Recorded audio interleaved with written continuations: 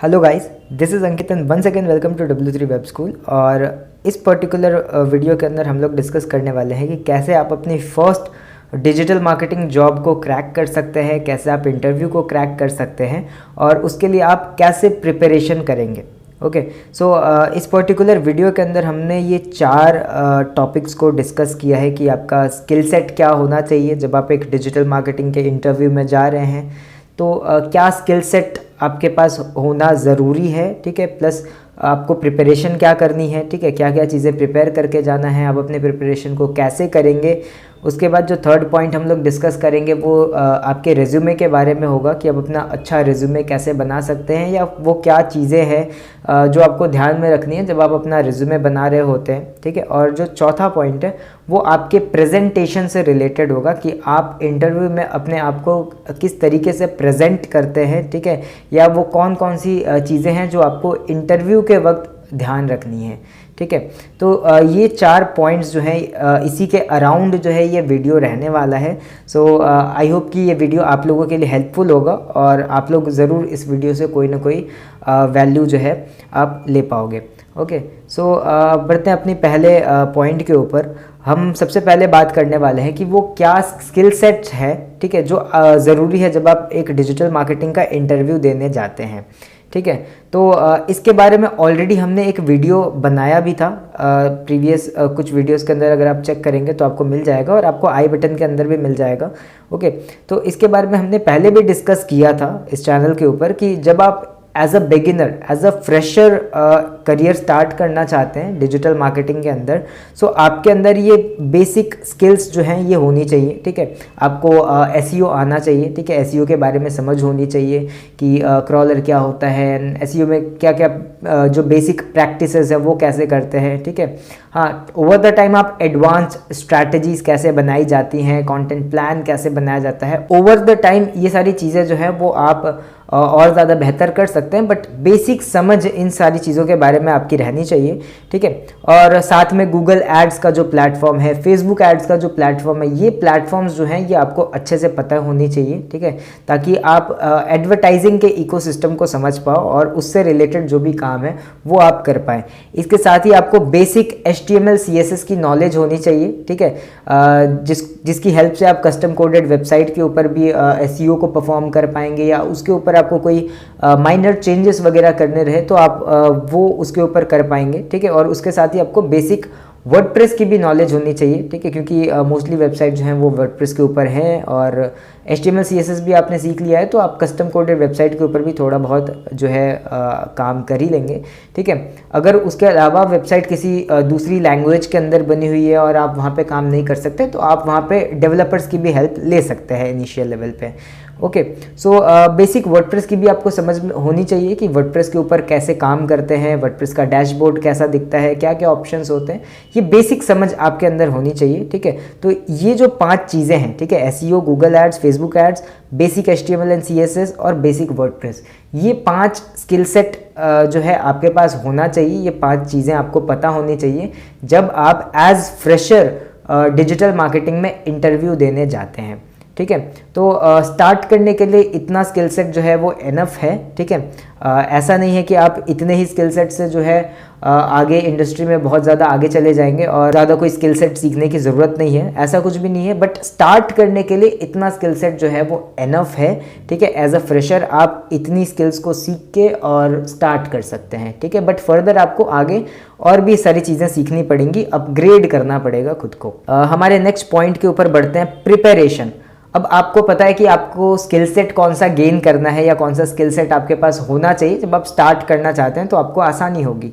But अब यहाँ पे एक पॉइंट आता है कि आपके पास स्किल सेट तो है बट आपको प्रिपेयर कैसे करना है इंटरव्यू के लिए, ठीक है। क्योंकि काफ़ी बार ऐसा होता है कि आपके पास स्किल सेट है, आपको चीज़ों के बारे में पता है, बट आप क्योंकि अच्छी प्रिपरेशन करके इंटरव्यू में नहीं गए थे तो वहाँ पे आपको जो है सिलेक्ट नहीं किया गया, ठीक है।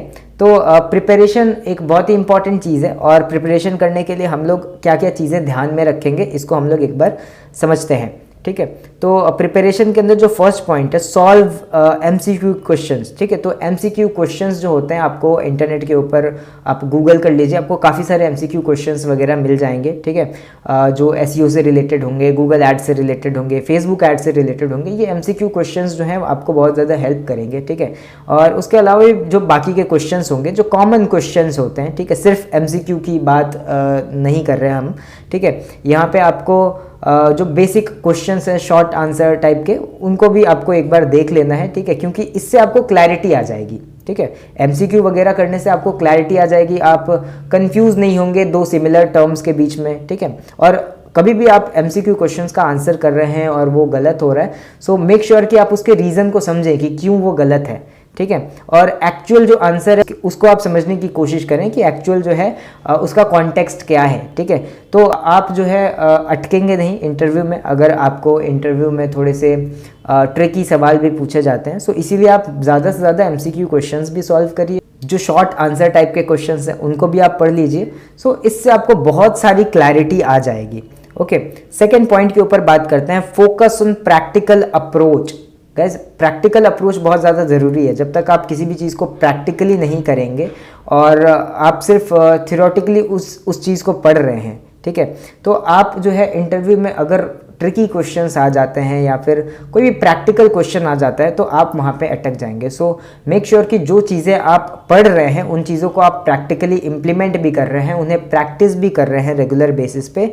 सो आपकी जो प्रैक्टिकल अप्रोच है वो आप मेंटेन करो, जिससे आप प्रैक्टिकल नॉलेज रखेंगे, ठीक है। प्रैक्टिकल नॉलेज ही मैटर करेगी इस पूरे करियर के अंदर आपके। ओके, उसके बाद इम्प्रूव योर मार्केटिंग ग्लॉसरी। अब ये पॉइंट इसलिए यहाँ पे ऐड किया गया है ताकि आप अपनी मार्केटिंग की जो ग्लॉसरी है, जो मार्केटिंग के मल्टीपल टर्म्स हैं, ठीक है, उनको आप यहाँ पे याद रखो, उनको आप समझो, ठीक है। आप ग्लॉसरीज वगैरह जो है रेगुलर पढ़ सकते हैं, जिससे आपको जो सिमिलर वर्ड्स हैं उनमें डिफरेंस पता चलेगा, काफ़ी सारे नए टर्म्स पता चलेंगे, ठीक है। जैसे कि रीटारगेटिंग एंड रीमार्केटिंग, दोनों के बीच में एक बहुत ही छोटा सा डिफरेंस है, ठीक है, बट आपको ये पता होना चाहिए, राइट। तो इसके लिए आपको मार्केटिंग की ग्लॉसरीज भी जो है वो पढ़नी चाहिए। उसके बाद जो फोर्थ पॉइंट है, रिसर्च अबाउट द कंपनी। आप जिस कंपनी में इंटरव्यू देने जा रहे हैं आप उसके बारे में अच्छे से रिसर्च करके जाइए। वो अपनी ब्रांडिंग के लिए, वो अपनी मार्केटिंग के लिए करेंटली क्या स्ट्रैटेजीज यूज़ कर रहे हैं, क्या मिस्टेक्स हैं उन स्ट्रैटेजीज़ में, या फिर क्या इम्प्रूवमेंट्स वो फर्दर कर सकते हैं, ये सारी चीज़ें आपको रिसर्च करके जाना है इंटरव्यू में, ठीक है। ये भी आपके इंटरव्यू पे एक पॉजिटिव इम्पैक्ट जो है वो डालेगा, ठीक है। फिफ्थ पॉइंट भी इसी के बारे में है, ब्रेनस्टॉर्म सजेशंस। जो भी रिसर्च आपने की है, जो भी कंक्लूजन्स आपने निकाले हैं, आप उसके बारे में सजेशंस जो हैं वो ब्रेनस्टॉर्म करके जाइए, ठीक है। कुछ सजेशंस आप निकाल के जाइए कि क्या वो सजेशंस हैं, क्या वो इम्प्रूवमेंट्स हैं जो अगर वो लोग इम्प्लीमेंट करते हैं सो वो और ज़्यादा एफिशिएंटली जो है अपनी मार्केटिंग स्ट्रैटेजी को चला पाएंगे। ओके, तो ये कुछ पॉइंट्स थे जो आपको प्रिपरेशन के वक्त ध्यान रखने हैं, ठीक है। अगर आप ये पॉइंट्स यहाँ पे फॉलो करते हैं तो आप प्रिपरेशन जो है एक अच्छी लेवल पे कर पाएंगे और ये आपके लिए काफ़ी ज़्यादा हेल्पफुल होगा जब आप इंटरव्यू टेबल पे बैठेंगे। ओके, उसके बाद नेक्स्ट हमारा जो पॉइंट है, ठीक है, हम लोग इसके ऊपर बात करते हैं। तो नेक्स्ट हमारा पॉइंट है रेज्यूमे, ठीक है। Create a promising resume. Okay, promising resume मतलब एक जो हाई क्वालिटी रेज्यूमे होता है, प्रोफेशनल रेज्यूमे होता है, ठीक है। जो एचआर होते हैं, जो लोग इंटरव्यू कंडक्ट करते हैं, उनके पास काफ़ी सारे रेज्यूमेज होते हैं, ठीक है। बट आपका जो रेज्यूमे है, ठीक है, वो यूनिक होना चाहिए, ठीक है। यूनिक इन द सेंस काफ़ी ज़्यादा प्रोफेशनल होना चाहिए, काफ़ी ज़्यादा प्रॉमिसिंग लगना चाहिए, तो आपका जो रेज्यूमे है वो शॉर्टलिस्ट होगा इंटरव्यू के लिए, ठीक है। तो आप एक प्रोफेशनल टेम्पलेट ढूंढ सकते हैं। अभी आप कैनवा के ऊपर भी जाएंगे तो कैनवा के ऊपर आपको काफ़ी सारे अच्छे टेम्पलेट्स मिल जाएंगे, आप उनको जो है मॉडिफाई करके अपना रेज्यूमे बना सकते हैं। तो आपको एक अच्छा सा रेज्यूमे वहाँ पे बना लेना है। ओके, उसके बाद जो सेकंड पॉइंट है हमारा, be clear with your objective. Resume के अंदर आपको अपनी ऑब्जेक्टिव लाइन को लिखना होता है कि आप क्या वैल्यू ऐड करने वाले हैं कंपनी में, या आपका ऑब्जेक्टिव क्या है, ठीक है। तो ऑब्जेक्टिव में सिंपली आपको अपना विजन लिखना है, ठीक है, और ऑब्जेक्टिव के अंदर आप उस कंपनी के लिए क्या वैल्यू ऐड करना चाहते हैं, ठीक है, ये भी आपको मेंशन करना है। सो मेक श्योर कि आपका जो ऑब्जेक्टिव है ना वो बहुत क्लियर हो, ठीक है, और वो एक प्रॉमिसिंग ऑब्जेक्टिव हो, ठीक है, ये आपके रिज्यूमे पे एक अच्छा इम्पैक्ट डालेगा, ठीक है, और आपका रिज्यूमे जो है एक प्रॉमिसिंग रिज्यूमे लगेगा, ठीक है। उसके बाद जो थर्ड पॉइंट है यहाँ पे मेंशन योर कोर स्किल्स, ठीक है, आपकी जो कोर स्किल्स हैं आप उनको बहुत ही डिटेल में वहाँ पे मेंशन करिए। ये बहुत ही वैल्यूबल बना देगा आपके रिज्यूमे को अगर आप अपनी कोर स्किल्स को डिटेल में वहाँ पे मेंशन करते हैं, ठीक है। और उसके साथ ही आप अपने प्रोजेक्ट्स जो आपने अपने ट्रेनिंग पीरियड के अंदर किए हैं या फिर अगर आपका कोई पास्ट एक्सपीरियंस है तो आप वो पास्ट एक्सपीरियंस भी यहाँ पे ऐड कर सकते हैं, तो आपका जो रिज्यूमे है वो काफ़ी वैल्यूबल हो जाता है, ठीक है। साथ ही आप अपने एजुकेशनल क्वालिफ़िकेशंस को भी वहाँ पे ऐड करिए, अगर आपकी एजुकेशनल क्वालिफ़िकेशंस भी जो हैं वो इसी फील्ड से रिलेटेड हैं, ठीक है, तो वो भी काफ़ी अच्छा इम्पैक्ट जो है वो करेगा, ठीक है। और उसके बाद ऐड रेलेवेंट सॉफ्ट स्किल्स, ठीक है, आप ऐसी सॉफ्ट स्किल्स को यहाँ पे रखिए, ऐड करिए, ठीक है, जो इस इंडस्ट्री से रिलेटेड है, जो आपके काम में आपको हेल्प करेगा, ओके। काफ़ी लोग जो है सॉफ्ट स्किल्स में काफ़ी सारी इरेलेवेंट चीज़ें लिख देते हैं, ठीक है, बट आप उस सेक्शन का ना बहुत ही स्मार्टली यूज़ कर सकते हैं, आप रेलेवेंट सॉफ्ट स्किल्स वहाँ पे ऐड करिए, ओके। सो ये कुछ बेसिक पॉइंट्स थे जो आपको रेज्यूमे बनाने में ध्यान में रखने चाहिए, ठीक है। एक डिटेल वीडियो भी आ जाएगा कि कैसे आपको अपना रेज्यूमे बनाना चाहिए, कैसे आपको अपने ऑब्जेक्टिव लाइन को लिखना चाहिए, या फिर और भी क्या क्या पॉइंट्स है जो आपको अपने रिज्यूमे के अंदर ध्यान में रखना है। सो इसके ऊपर एक डेडिकेटेड वीडियो भी आ जाएगा, ठीक है। तो मेक श्योर आप चैनल को भी सब्सक्राइब करके रखो जिससे आप वो वीडियो मिस ना कर दो। सो हम अपने नेक्स्ट पॉइंट के ऊपर बढ़ते हैं। हमारा जो नेक्स्ट पॉइंट है वो है प्रेजेंटेशन। जब आप इंटरव्यू टेबल पे बैठे हो, ठीक है, तो आप अपने आप को किस तरीके से प्रेजेंट करते हैं ये बहुत ही ज़्यादा इंपॉर्टेंट है, ठीक है। तो इसके लिए क्या क्या पॉइंट्स हैं इसको अगर हम लोग एक बार देखें। Deliver a powerful introduction to yourself, ठीक है, आपको एक पावरफुल क्वालिटी इंट्रोडक्शन देना है अपने बारे में, ठीक है। और वो इंट्रोडक्शन जब आप डिलीवर करेंगे तब आप अपने एजुकेशन क्वालिफिकेशंस के बारे में भी बताएंगे, ठीक है। और आप डिजिटल मार्केटिंग क्यों करना चाहते हैं या डिजिटल मार्केटिंग को लेके आपका पर्सपेक्टिव क्या है, विजन क्या है, ये सारी चीज़ें आप वहाँ पे बताएंगे। इंट्रोडक्शन में काफ़ी बार जो बिगिनर्स होते हैं वो ये गलती करते हैं कि वो काफ़ी सारी इरेलेवेंट चीज़ों को भी यहाँ पे ऐड कर देते हैं अपने इंट्रोडक्शन में, बट आपको बहुत ही सिंपल एंड शॉर्ट अपने आप को ब्रीफली इंट्रोड्यूस करना है। अपना नाम बताइए, आप अपनी एजुकेशन क्वालिफिकेशंस बताइए और डिजिटल मार्केटिंग को लेके अपना विजन क्या है, क्यों आप ये इंडस्ट्री ज्वाइन करना चाहते हैं, इस तरीके के कुछ फैक्ट्स जो हैं, इस तरीके के कुछ डेटा को आप मिला के अपने इंट्रोडक्शन को दीजिए वहाँ पे, ओके। सेकेंड पॉइंट जो है बी क्लियर एंड कॉन्फिडेंट। अब यहाँ पे क्लियर एंड कॉन्फिडेंट का मतलब ये है कि आप जितना जानते हो, ठीक है, आप उतना बताएंगे इंटरव्यू में, ठीक है।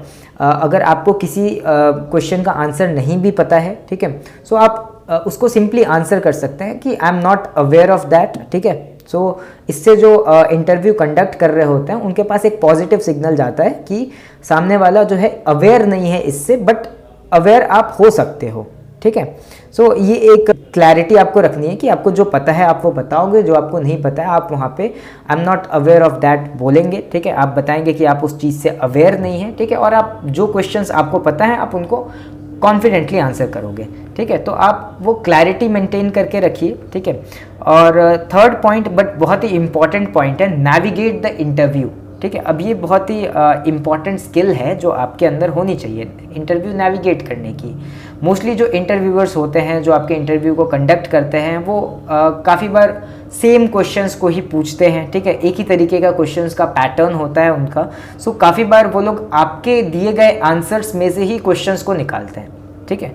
तो अगर आप बहुत ही स्मार्टली अपने आंसर्स को प्रिपेयर करें, बहुत ही स्मार्टली अपने आंसर्स को डिलीवर करें जिसके अंदर आप वही पॉइंट्स डिस्कस करें जिनके बारे में आपको बहुत अच्छे से पता है, ठीक है, तो अगला जो क्वेश्चन आने वाला है अगर वो आपके ही आंसर में से उठाया जाएगा, ठीक है, तो आपको उस टॉपिक के बारे में काफ़ी अच्छे से पता है और आप काफ़ी कॉन्फिडेंटली वहाँ पे आंसर कर पाएंगे, ठीक है। तो इसे इंटरव्यू नेविगेट करना कहते हैं, ठीक है। और ये चीज़ अगर आप कर पाते हैं तो आपका इंटरव्यू जो है एक क्वालिटी इंटरव्यू जो है वो होगा, ठीक है। उसके बाद फोर्थ पॉइंट के ऊपर अगर हम लोग बात करें, डिलीवर स्ट्रॉन्ग सजेशंस। जो सजेशंस आपने प्रिपेयर की थी, ठीक है, जब आप कंपनी के बारे में रिसर्च कर रहे थे, जो सजेशंस आपने ब्रेनस्टॉर्म की थी वो सजेशंस अब आप डिलीवर करेंगे। जब आप अपने आंसर्स को दे रहे होंगे, जब आपसे कोई स्ट्रैटेजी पूछी जाएगी, सो आप उनकी ही कंपनी का एग्जांपल देके आप बता सकते हैं कि कैसे किसी स्ट्रैटेजी को यूज़ किया जा सकता है, और जो सजेशंस आपने प्रिपेयर किए थे वो आप डिलीवर यहाँ पे करोगे। उसके बाद 5th पॉइंट के ऊपर अगर हम लोग आएँ, आस्क फॉलोअप क्वेश्चन। ठीक है, इंटरव्यू का मतलब से ये नहीं होता है कि सिर्फ जो इंटरव्यू कंडक्ट कर रहे हैं वो आपसे क्वेश्चन पूछेंगे, बट आप भी कंपनी के बारे में जान सकते हैं। ठीक है, आपको भी अगर कोई क्वेरी है तो आप वो क्वेरी वहाँ पे कर सकते हैं एंड में। ठीक है, और एंड में आप फीडबैक भी ले सकते हैं, आपकी परफॉर्मेंस कैसी रही है। ठीक है, आपके लिए उनकी क्या सजेशंस हैं। ठीक है, तो ये सारी चीज़ें आप पूछ सकते हैं अपने इंटरव्यूअर्स से। ठीक है, और ये भी एक पॉजिटिव इम्पैक्ट जो है आपके इंटरव्यू पर डालेगा। तो ये कुछ पॉइंट्स थे जो आप फॉलो कर सकते हैं बेसिकली अपने इंटरव्यू को देने से पहले। ठीक है, आप इन चीज़ों का ध्यान रखें। ठीक है, जिससे आपका इंटरव्यू जो है काफ़ी अच्छे से आप दे पाओगे। सो आई होप कि आप ये वीडियो जो है हेल्पफुल फाइंड करोगे। ठीक है, और अगर ये वीडियो आपको पसंद आया है तो मेक श्योर आप कमेंट करके बताओ कि आपको ये वीडियो कैसा लगा, और ऐसी ही और इम्पॉर्टेंट वीडियोज़ जो हैं इस चैनल के ऊपर आती रहेंगी। सो मेक श्योर आप चैनल को सब्सक्राइब कर लीजिए। हम मिलते हैं किसी और वीडियो में। Till then, bye.